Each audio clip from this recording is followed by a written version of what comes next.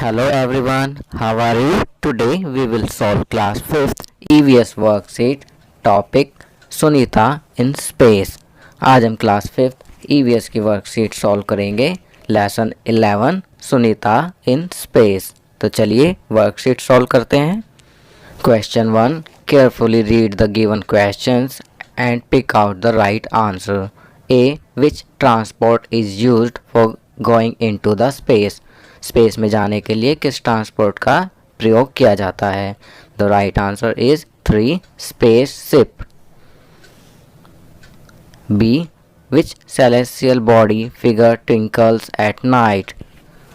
The right answer is 3 stars. C, during which night we can see the full moon, complete moon?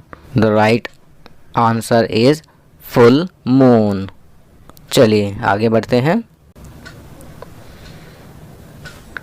D, who is the first Indian to go in space? The right answer is Rakesh Sharma. Question 2, you must have visited your relatives place, think and answer what differences did you observe from your place? Right your experience regarding the difference. You can show the difference by making a drawing as well।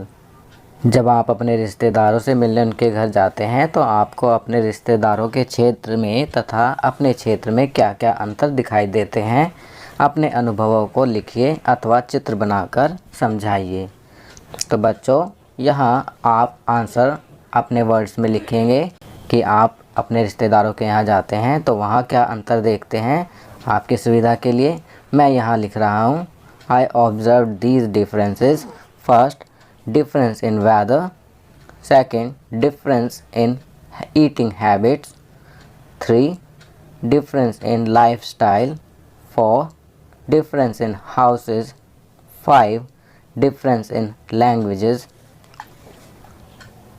6, difference in mode of transport. चलिए next question करते हैं। Question 3, carefully observe your locality and make a map of your colony, street, trace your house in map and color it। आप अपनी colony गली का नक्शा बनाइए और नक्शे में अपने घर की स्थिति पहचान कर उसमें रंग भरिए। तो बच्चों, this work is to be done by yourself. यह कार्य आप स्वयं करेंगे। आपकी सुविधा के लिए मैंने यहाँ पर एक काल्पनिक नक्शा लगा दिया है। चलिए आगे बढ़ते हैं। Question 4, observe the given picture carefully and write your observation in this regard। चित्र को ध्यान से देखिए और इसके बारे में कविता या अनुच्छेद के रूप में पंक्तियाँ लिखिए।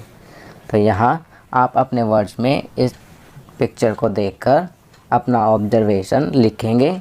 आपकी सुविधा के लिए मैं यहाँ लिख रहा हूँ, this is a very beautiful scene of the night sky. There are many stars and a beautiful moon in the sky. The moon is shining and the stars are twinkling. The moon and the stars make the night beautiful। चलिए next question करते हैं। Question 5, if you get a chance to go in space, make a list of objects which you will want to take with you in space। यदि आपको अंतरिक्ष में जाने का अवसर मिले तो आप अपने साथ क्या क्या सामान ले जाना चाहेंगे? तो बच्चों, इसका आंसर आप अपने वर्ड्स में लिखेंगे कि if you get a chance तो and what will you carry in space. आपकी सुविधा के लिए मैं यहाँ लिख रहा हूँ, if I get a chance to go in space I will want to take some eatables like biscuits, chips, chocolates, laddus with me। I will also want to take a camera with me so that I can click many pictures, photos there। चलिए next question करते हैं। Question 6, the stars are visible only at night, think and answer। तारे रात में ही क्यों दिखाई देते हैं? सोचिए और उत्तर लिखिए।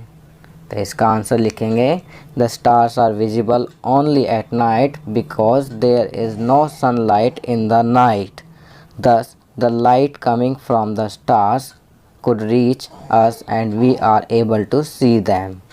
तो बच्चों, ये वर्कशीट यहाँ कंप्लीट होती है। अगर यह वीडियो आपको अच्छी लगी तो इसे लाइक एंड शेयर ज़रूर करें।